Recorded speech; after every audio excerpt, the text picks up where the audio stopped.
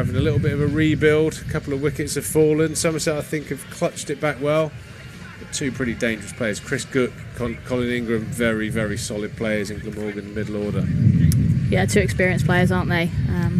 How are you, Pete, anyway? I'm well, thank you. I was watching you play. I was egging you on. I was getting a bit frustrated. I could feel your pain from 100 metres away. You were playing nicely. You just needed someone to stay with you, didn't you? Yeah, well, on reflection, it's a simple game, isn't it? But that could be out. Yes, it is. Moment in the game. Colin Ingram has flicked one straight to Tom Abel at cow corner. That's a massive, massive wicket. The danger man for Glamorgan has gone for 13. Lewis Gregory picks up the wicket. Yeah, massive wicket there. Ingram he didn't get hold of that, did he? And Abel makes no mistake on the boundary. Actually, quite nice to see Tom Abel fielding on the boundary, isn't it? Obviously not got the duties of skippering the side, so he's found himself on the ropes. Yeah, I think his elbows are probably happy with being out there as well. You know, he does a lot of diving around on the rock hard square, hence why he wears those bandages over his arms. But yeah, he's so quick across the turf. Good sign for his fitness levels as well. He's obviously pretty confident in his hamstrings to be sprinting around as he does. But Somerset have really turned this round from the 5th over to inside the 12th over as we are now. They've picked up 3 pretty crucial wickets. Really stunted the run scoring of the dangerous Glamorgan middle order. Kellaway to the crease now. Don't really know much about this chap. Soph? Yeah. I know you're good on your stats. Yeah, I was speaking to one of our Welsh girls, actually, Sophia Smell, and I said, Ben Kellaway, I don't know much about him. What can you tell me? So, yeah, I think he's been smashing it. Oh, it's great fielding. Nearly invited himself to a barbecue there. Nearly ran himself out. Just scraped home. Yeah, so he's been scoring a lot of runs in the twos. I think he can give it a bit of a whack, which is what you obviously want in T20 cricket. Yeah, coming in with a bit of confidence, but I think it's a bit of a step up.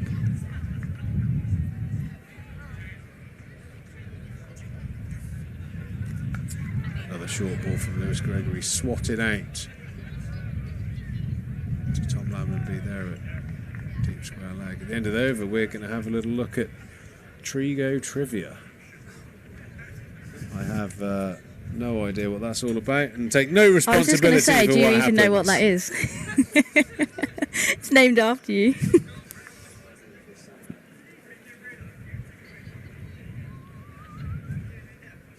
I think it's the booby prize from not getting a stand or a bar or a food outlet named after you. Could be interesting. So do you even know the question? The sad thing is, if I played it, I'd probably come last. That's the worrying thing. But the important thing is, Captain Lewis Gregory is bowling a fantastic over. Yeah, brilliant from Lewis here. A couple of wickets to his name, keeping it nice and tight as well. Leading from the front.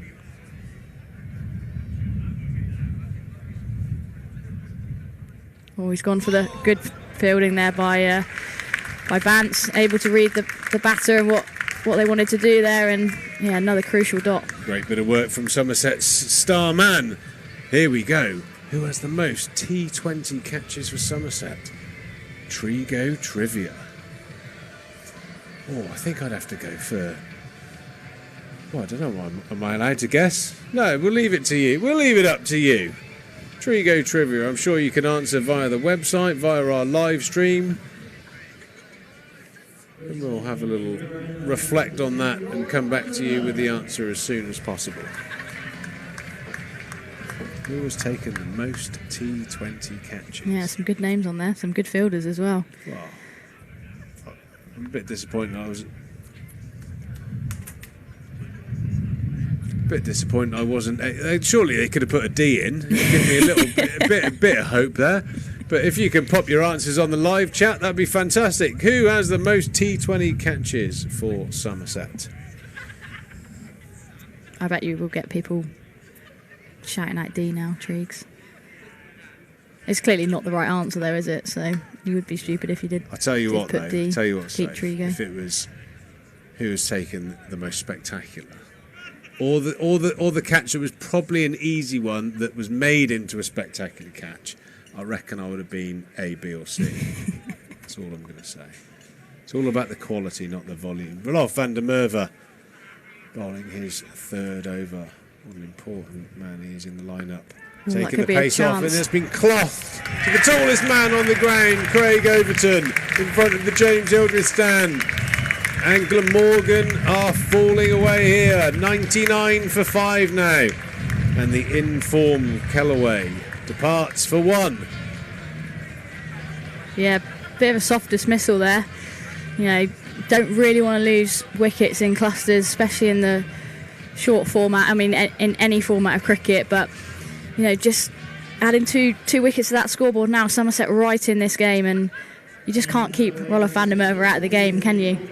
Yeah, I think that's the impressive thing. You know, when you look at the lineup of the Somerset team, you know, if it doesn't go amazingly well for someone, there's always a real big, experienced performer to sort of come back in and do the job. You know, Matt Henry was phenomenal the other night on Wednesday against Hampshire. Took a bit of damage from Eddie Byron. Pete Siddle comes in, executes his Yorkers, and then Rolf Lewis. I mean, really is an exciting team.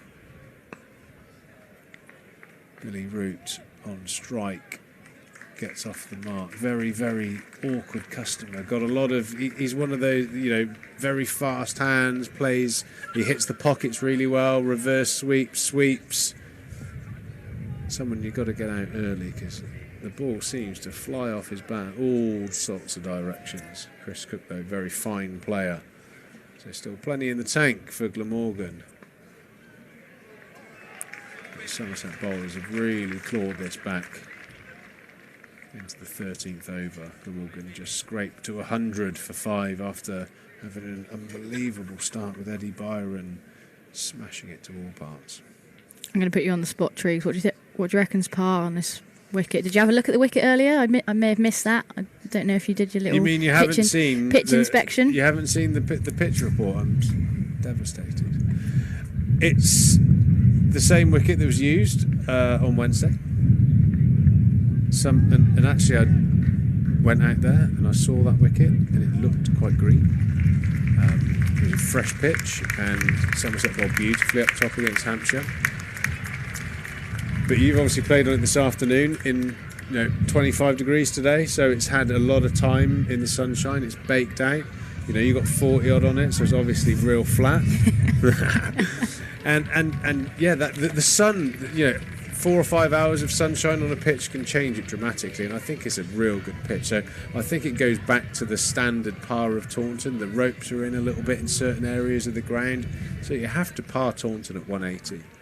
Like I said to Mibes, there's a massive sample pot of scores here at Taunton. The pitch occasionally can nip around a little bit. This one hasn't showed any sign of doing anything, so I think 180 is around about par. But you get 160, 170, you've got something to bowl at, but anything shy of 160, I think it's going to be very, very difficult to defend, especially against the likes of the Somerset bowling attack. Banton, Smead, Kohler, Cadmore, Abel, Lammerby, Gregory. I mean, very, very explosive top 5-6 batters. Just a couple of singles to start the 14th over. Lewis Gregory continuing from the Marcus Trescothick Pavilion end. Right and left hand combination at the crease, so a little bit of movement for the Somerset fielders, just making sure that they've got the angles right.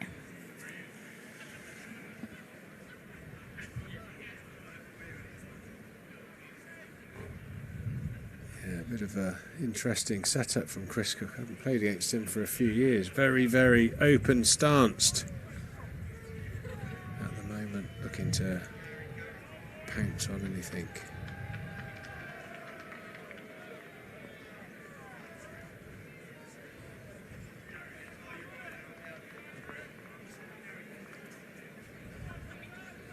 Ian Shepherd thinks it's Max Waller that holds that record. Well, Trigo's Trivia is one of the important titles you try to win.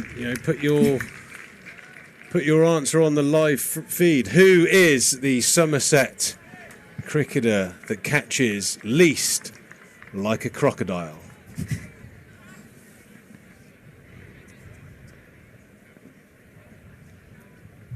Left-handed route back on strike then.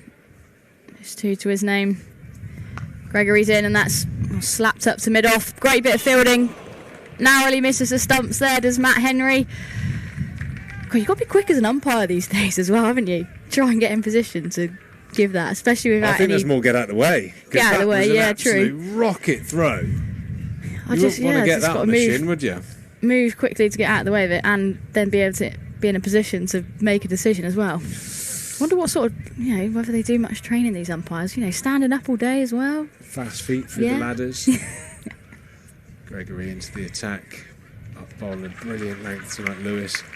Has got the added bonus of having that long leg side boundary. Very good at bowling his slower bouncers and bouncers. Already picked up a couple of valuable wickets a wicket. Looks like it's going to be Ben Green then into the attack from the river end. Probably hear that on the tannoy now. Yeah, real stall here from Glamorgan tonight. The way that Eddie Byron started the innings, you thought you were staring down the barrel of 200. 42 off 28 balls he got. Carlson played well for 31. But ever since then, it's been all Somerset, and it's been all the experienced players coming to the fore and performing. Rolf van der Merwe setting the tone, getting out Byron with a very full straight one that he swept and got hit on the boot. Gregory has done a brilliant job as well. I think one of the guys that I think hasn't got the wickets tonight so far, but bowled an absolutely key over, was Pete Siddle. Just hit the block hole and really sort of stunted what Eddie Byron was doing. I think that really changed the momentum of the early part of this game. Somerset scrapping hard. Ben Green also bowling real disciplined style of bowling in T20 cricket. He's bowled a lot of balls in the block hole that the batters are unable to get after, and I can almost sense their frustration from up here. Yeah, ones are good at the minute from a Somerset perspective. Root is across his stumps and sweeping that one down to the fine leg boundary. A much needed boundary for Glamorgan, that is. Yeah, like I said, it just hits the ball in strange areas. I mean, he's just walked across and swatted Ben Green over Peter Siddle here at short fine leg. Real fine use of angles. It's one of those guys that just hits the ball in peculiar areas.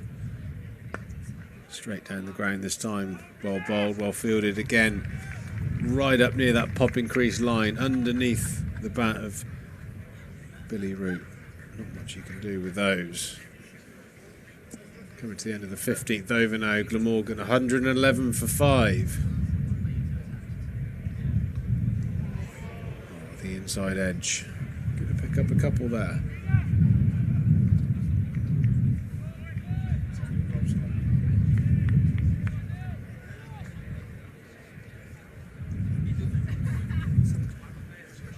Smee doing a bit of good work there